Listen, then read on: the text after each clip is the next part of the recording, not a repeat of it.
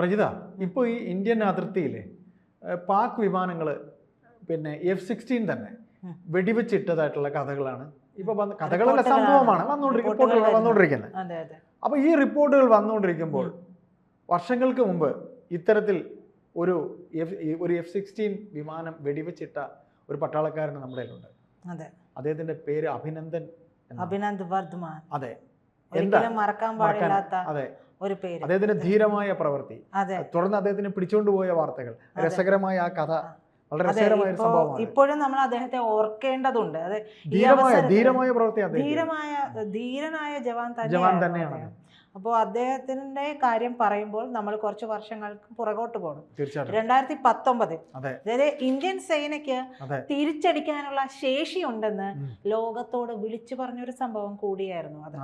2019 ഫെബ്രുവരി 14 2547 ജവാന്മാർ ഉൾപ്പെടുന്ന 78 വാഹനങ്ങളിലായി ഇത്രയും ജവാന്മാർ ജമ്മുവിൽ നിന്ന് ശ്രീനഗറിലേക്ക് പോകുന്നു. ഈ സമയത്ത് ജെയ്ഷെ മുഹമ്മദ് ഭീകരൻ, അതിലെ ഒരു ചാവേറായിട്ടുള്ള ഒരുത്തൻ, അങ്ങനെ തന്നെ പറയാം, ഒരു ഭീകരൻ, അതെ, ഒരു 350 കിലോഗ്രാം സ്ഫോടക വസ്തു നിറച്ച വാഹനവുമായി, ഒരു കാറുമായി ഈ വാഹനം, അതായത് നമ്മുടെ ജവാന്മാർ പോയിക്കൊണ്ടിരുന്ന വാഹന വ്യൂഹത്തിലേക്ക് ഇടിച്ചു കയറ്റുകയാണ്. ചാവേറാണല്ലോ, അവനൊന്നും ആലോചിക്കാനില്ല. പക്ഷെ നമ്മുടെ 40 ജവാന്മാരാണ് അവിടെ ഇല്ലാതെയായത്. ആ 40 ജവാന്മാരുടെ വീരമൃത്യുവിന് ഇന്ത്യ മറുപടി കൊടുത്തു. അതാണ് ബാലാക്കോട്ട് വ്യോമാക്രമണം. അത് ഈ ഇൻസിഡന്റ് നടന്ന് 12ാം ദിവസമാണ്. അതിലുൾപ്പെട്ട ഒരു ധീരനായിട്ടുള്ള എന്താ പറയാ, ധീരനായ ഒരു ജവാൻ തന്നെയാണ് അഭിനന്ദ്. അതെ, അന്നും ഈ പറയുന്നത് പോലെ ഈ പറയുന്ന F-16 എന്ന് പറയുന്ന പോർ വിമാനങ്ങൾ ഉപയോഗിച്ചാണ് ഇന്ത്യൻ സേനയെ പാകിസ്ഥാൻ പ്രകോപിപ്പിച്ചുകൊണ്ടിരുന്നത്. അപ്പോൾ ഈ പ്രകോപനങ്ങൾക്ക് മറുപടി എന്നുള്ള ആ സമയത്ത് വ്യോമാക്രമണം ഇന്ത്യ തിരിച്ചു നടത്തുകയാണ്. അപ്പോൾ MiG-21 ആണ് അന്ന് ഇന്ത്യയുടെ കയ്യിലുള്ളത്. ഒന്ന് ആലോചിച്ച് നോക്കണം, വർഷങ്ങൾക്ക് മുമ്പാണ് മോദി അധികാരം ഏറ്റെടുത്തതിന് ശേഷം ആണ് ഇത്രത്തോളം ഒന്നും നമ്മുടെ ആയുധപ്പുര നിറയാത്ത ഒരു സമയം കൂടിയാണ്. പക്ഷെ തിരിച്ചടിക്കണം എന്നുള്ളത് ചങ്കുറപ്പുള്ള, അതായത് നെഞ്ചളവ് നോക്കുന്ന എല്ലാവരും ഇതും കൂടി ആലോചിക്കുന്നത് നല്ലതാണ്. ആ അറ്റാക്ക് പോലും, പുൽവാമ ഭീകരാക്രമണം പോലും ഇവിടുത്തെ കേന്ദ്ര സർക്കാർ ഉണ്ടാക്കിയതാണെന്നുള്ള കഥ പോലും മെനഞ്ഞിരുന്നു. നമ്മുടെ 40 ജവാന്മാരുടെ ജീവൻ വെച്ചിട്ടാണ് ഈ കഥ മെനയുന്നതെന്ന് കൂടി നമ്മൾ മനസ്സിലാക്കണം. ഇപ്പോഴും അതിന്റെ അലയോലികളൊക്കെ ഇടയ്ക്കിടയ്ക്ക് ഇവിടെ ഈ ഒരു വിഷയം വന്നപ്പോൾ പറയുന്നുണ്ട്. അങ്ങനെയുള്ള നാവുകൾ ഇല്ലാത്തതാണ് നല്ലത്. നമ്മുടെ രാജ്യത്ത് ഒരു ആക്രമണം നടത്തിയെങ്കിൽ തിരിച്ചടിക്കാൻ ശേഷിയുണ്ട് എന്നുള്ളത്, ഏതറ്റം വരെയും നമ്മൾ പോകുമെന്നുള്ളത്, നമ്മുടെ ജനങ്ങളുടെ ജീവൻ രക്ഷിക്കാൻ നമ്മൾ ബാധ്യസ്ഥരാണോ എന്നുള്ളത് ഒരു രാജ്യം കാണിച്ചു കൊടുക്കേണ്ടത് തന്നെയല്ലേ. അതിനെ തുടർന്ന് വിഷയങ്ങളുണ്ടാവും, ഇല്ലെന്ന് പറയുന്നില്ല. പക്ഷെ ക്ഷമയ്ക്കൊരു അറ്റമുണ്ട്. അത് കളയരുത് എന്ന് പാകിസ്ഥാനോട് വിളിച്ചു പറഞ്ഞ ഒരു ഇൻസിഡന്റ് കൂടിയായിരുന്നു ഈ പറയുന്ന ബാലാക്കോട്ട് വ്യോമാക്രമണം. അപ്പൊ ഈ MiG-21 ആയിട്ട് അഭിനന്ദ് വർദ്ധമാൻ പോവുകയാണ്. പാക് ജെറ്റുകളെയെല്ലാം എയർക്രാഫ്റ്റിനെ എല്ലാം തകർക്കുന്നു. അതിനിടയിൽ ഉണ്ടായ ഒരു പ്രത്യാക്രമണത്തിൽ ഈ MiG-21 തകരുകയാണ്. അദ്ദേഹം സ്വയം ഇജക്ട് ചെയ്ത് താഴേക്ക് പോരുന്നു. അപ്പോ പാരച്യൂട്ടിൽ അദ്ദേഹം വന്നിറങ്ങുന്ന സമയത്ത് ഈ പറയുന്നത് പോലെ അവിടെയുള്ള റസാഖ് എന്ന് പറയുന്ന ഒരു ആൾ, ആ റസാഖാണ് പ്രദേശവാസിയായിട്ടുള്ള റസാഖാണ് അഭിനന്ദ് വർദ്ധമാനെ ഇറങ്ങുന്നത് കാണുന്നത്. അപ്പോൾ തന്നെ റസാഖ് എന്ത് ചെയ്തു എന്ന് വെച്ചിട്ടുണ്ടെങ്കിൽ കുറച്ച് പ്രദേശവാസികളെ കൂട്ടി അഭിനന്ദിന്റെ അടുത്തേക്ക് ചെല്ലുകയാണ്. അപ്പൊ ഇത് പറന്നിറങ്ങുമ്പോൾ സ്വാഭാവികമായും ഈ വ്യോമ അതിർത്തിയൊക്കെ ഉണ്ടല്ലോ, അത് കഴിഞ്ഞ് നമ്മൾ ലാൻഡ് ചെയ്യുന്നത് എവിടെയാന്നുള്ളത് നമുക്ക് അറിയാൻ കഴിയില്ല. അപ്പൊ അദ്ദേഹം പറന്ന് ഇറങ്ങിയതിനു ശേഷം ഇവരോട് ചോദിക്കുന്നുണ്ട്, ഇത് പാകിസ്ഥാനാണോ ഇന്ത്യയാണോ? അപ്പൊ അവരാദ്യം കൺഫ്യൂസ് ചെയ്യിക്കുന്ന രീതിയിലാണ് പറയുന്നത്. പിന്നീട് പറയുന്നു ഇത് പാകിസ്ഥാനാണ്. അപ്പൊ തന്നെ അഭിനന്ദ് വർദ്ധമാൻ ഭാരത് മാതാ കി ജയ് എന്നാണ് പറഞ്ഞത്. പാകിസ്ഥാനാണ് എന്ന് അറിഞ്ഞുകൊണ്ട് തന്നെ അദ്ദേഹം ഭാരത് മാതാ കി ജയ് എന്ന് പറഞ്ഞു. അത്രയും പാകിസ്ഥാനികളുടെ ഇടയിൽ ഇരുന്ന് അത് വിളിച്ചു പറയുന്ന ആ ജവാന് നമ്മള് സത്യത്തിൽ ഒരു ബിഗ് സല്യൂട്ട് തന്നെ കൊടുക്കേണ്ടി. വളരെ ധൈര്യവും ഗട്സും ഒക്കെ ഉണ്ടെങ്കിൽ പറയാൻ പറ്റും.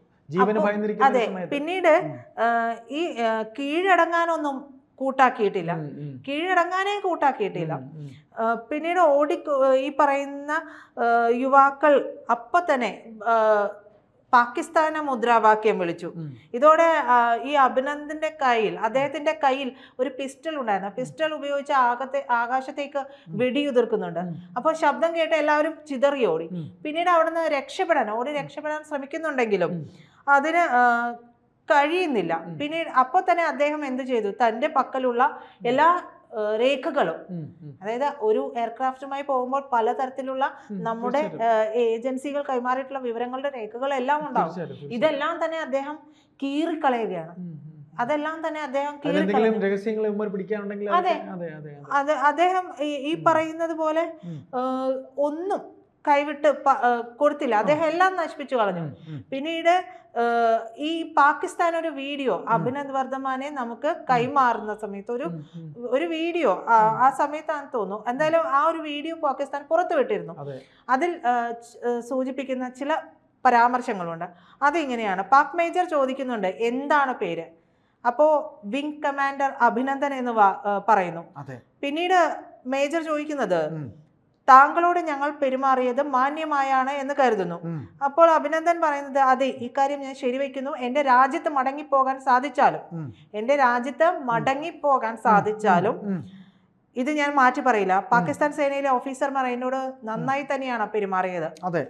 അങ്ങനെയൊക്കെ പറയുകയാണ്. പിന്നീട് അദ്ദേഹത്തോട് ചോദിക്കുന്നത് താങ്കൾ ഇന്ത്യയിൽ എവിടെ നിന്നാണ്. തിരിച്ച് അഭിനന്ദൻ ചോദിക്കുന്നത് അക്കാര്യം ഞാൻ താങ്കളോട് പറയേണ്ടതുണ്ടോ എന്നാണ്. പിന്നീട് പറയുന്നു തെക്കൻ മേഖലയിൽ നിന്നുള്ളതാണെന്ന് മാത്രം വെളിപ്പെടുത്തുന്നു. താങ്കൾ വിവാഹിതനാണോ. അതെ. ചായ ഇഷ്ടപ്പെട്ടോ എന്ന് ചോദിക്കുന്നുണ്ട്. അതിന് അദ്ദേഹം അതേ നന്ദിയും പറയുന്നുണ്ട്. പിന്നീട് അവർ വളരെ വിദഗ്ധമായി ചോദിക്കുന്നത് ഏത് വിമാനമാണ് താങ്കൾ പറത്തിയിരുന്നത് എന്നുള്ളതാണ്. വളരെ വിനയപൂർവ്വം തന്നെ അദ്ദേഹം പറയുന്നു ക്ഷമിക്കൂ മേജർ, അക്കാര്യം ഞാൻ താങ്കളോട് പറയില്ല.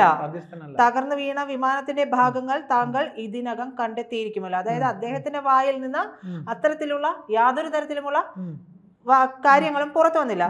പിന്നീട് ചോദിക്കുന്നുണ്ട് എന്താണ് താങ്കളുടെ ദൗത്യം എന്നുള്ളത്. അപ്പോഴും അദ്ദേഹം പറയുന്നു അക്കാര്യം ഞാൻ താങ്കളോട് പറയാൻ ബാധ്യസ്ഥനായിരുന്നില്ല എന്നുള്ളതാണ് പറയുന്നത്. പറയേണ്ട ഉത്തരവാദിത്വം എനിക്കില്ല, അതാണ് എന്റെ അർത്ഥം. അതെ. അപ്പോ അദ്ദേഹത്തെ വെച്ചുകൊണ്ട് നമ്മളെ ഒരുപാട് തവണ പല കാര്യങ്ങൾക്ക് വിട്ടുവീഴ്ചകൾക്ക് ശ്രമിക്കാൻ നമ്മുടെ വിലപേശലിന് ശ്രമിച്ചിട്ടുണ്ട്. പക്ഷെ അതൊന്നും തന്നെ ഇന്ത്യ അങ്ങനെ ഒരു സൈനികനെ വെച്ചുകൊണ്ട് ഒരു വിലപേശലിനും ഇന്ത്യ നിൽക്കില്ല എന്ന് തന്നെ പറഞ്ഞു. അവസാനം പാകിസ്ഥാന് ഇന്ത്യക്ക് മുന്നിൽ മുട്ടുമടക്കേണ്ടി വന്നു. അപ്പൊ വാഗ അതിർത്തിയിൽ വെച്ചാണ് അദ്ദേഹത്തെ നമുക്ക് വിട്ടുതരുന്നത്. ആ നിമിഷമൊക്കെ എനിക്ക് ഓർമ്മയുണ്ട്. ഞാൻ ടിവിയുടെ മുമ്പിൽ നിന്ന് എണീറ്റ് പോവാൻ പോലും, അതായത് ഓരോ സെക്കൻഡും ഇങ്ങനെ എണ്ണി കാത്തിരിക്കുകയാണ് ഇത് കൊടുക്കുന്നത്. അപ്പൊ ഞാൻ മറ്റൊരു സ്ഥാപനത്തിൽ വർക്ക് ചെയ്യാണ്. ഇതിങ്ങനെ നോക്കിക്കൊണ്ടിരിക്കുക. അപ്പൊ ആ സമയമാകുമ്പോഴേക്കും നമ്മളെല്ലാവരും ഫുൾ വർക്ക് നിർത്തി വെച്ചിട്ട് പാകിസ്ഥാനാണ് എന്താണ് സംഭവിക്കുക എന്നുള്ളത് പറയാൻ പറ്റില്ല, അദ്ദേഹത്തിന്റെ അവസ്ഥ എന്താണ് എന്നുള്ളത് പറയാൻ പറ്റില്ല. സത്യത്തിൽ ഞങ്ങൾ പരസ്പരം അങ്ങോട്ടും ഇങ്ങോട്ടും നോക്കുമ്പോൾ ഞങ്ങൾക്ക് എല്ലാവർക്കും ഈ ഗൂസ് ബംസ് വരുന്നുണ്ട്. അപ്പൊ ഞങ്ങൾ അത്രയും രോമാഞ്ചത്തോടു കൂടി അത്രയും പ്രൗഡായിട്ട് ഇതാണ് ഇന്ത്യ, ഇങ്ങനെ ആവണം, അത് ഓരോ ഭാരതീയനും ഉണ്ടായിരുന്നു. അത്രയും കോടി ജനങ്ങൾ അദ്ദേഹത്തിന്റെ വിടുതലിന് വേണ്ടി കാത്തിരുന്നു എന്നുള്ളതാണ്. അതായത് സ്വന്തം വീട്ടിലെ അംഗത്തെ പോലെ ഓരോരുത്തരും പ്രാർത്ഥനയോടെ കാത്തിരുന്ന ഒരു വിംഗ് കമാൻഡർ തന്നെയായിരുന്നു. അദ്ദേഹത്തെ പരമോന്നത ബഹുമതിയൊക്കെ നൽകി ആദരിക്കുകയുണ്ടായി. അപ്പൊ ഇതിനു മുമ്പ് 99 കാർഗിൽ സംഘർഷത്തിനു ശേഷം പാകിസ്ഥാൻ പിടികൂടിയ ആദ്യത്തെ സൈനികൻ കൂടിയായിരുന്നു ആ സമയം അഭിനന്ദ് വർദ്ധമാൻ. അന്ന് ഗ്രൂപ്പ് ക്യാപ്റ്റൻ കെ നചികേതയുടെ ജെറ്റ് വിമാനം LOCയിൽ തകർന്നതിനെ തുടർന്ന് 8 ദിവസം അദ്ദേഹം പാകിസ്ഥാന്റെ കസ്റ്റഡിയിലായിരുന്നു.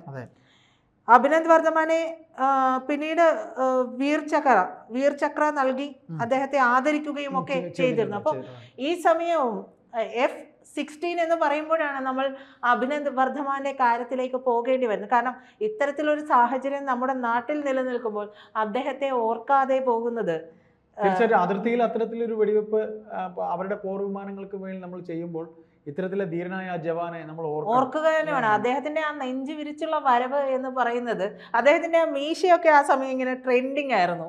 എനിക്ക് ഓർമ്മയുണ്ട്. അതെ, അദ്ദേഹത്തിന്റെ മീശയൊക്കെ ഭയങ്കര ട്രെൻഡിങ് ആണ്. അപ്പൊ മിടുക്കനായ ഓഫീസറായിരുന്നു. അതെ, അദ്ദേഹം എന്നും എല്ലാവരുടെയും മനസ്സിൽ ഉണ്ടാവും. തീർച്ചയായിട്ടും.